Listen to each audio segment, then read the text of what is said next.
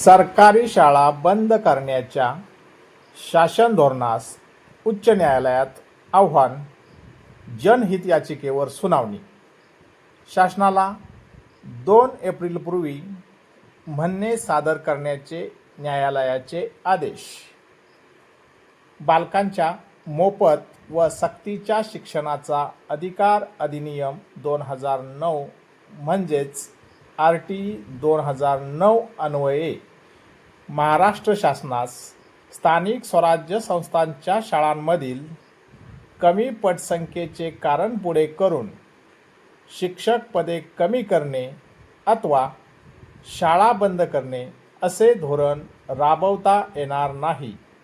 या संदर्भातील जनहित याचिकेवर मुंबई उच्च न्यायालयाच्या कोल्हापूर खंडपीठासमोर आज सुनावणी झाली.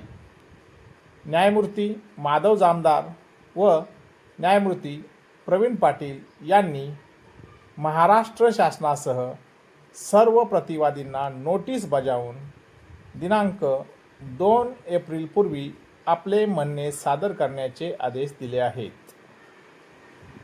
निवृत्त उच्च न्यायालयाचे न्यायमूर्ती माननीय तानाजी नलवडे तसेच महाराष्ट्र राज्याचे निवृत्त शिक्षण संचालक माननीय महावीर माने यांनी दाखल केलेल्या या जनहित याचिकेत बालकांच्या मोफत व सक्तीच्या शिक्षणाचा अधिकार अधिनियम 2009ची काटेकोर अंमलबजावणी करण्याची जबाबदारी शासनाची असल्याचे नमूद करण्यात आले आहे.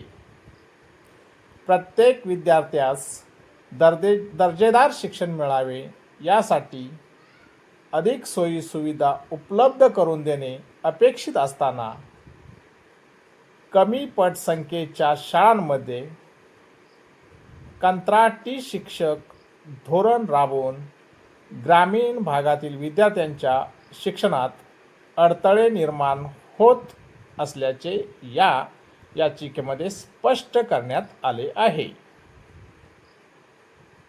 जनहित याचिकेत शिक्षणाचा अधिकार कायद्यानुसार प्रत्येक वर्गासाठी किमान एक शिक्षक अनिवार्य असावा, सर्व शाळांना भौतिक सुविधा पुरेशा उपलब्ध कराव्यात,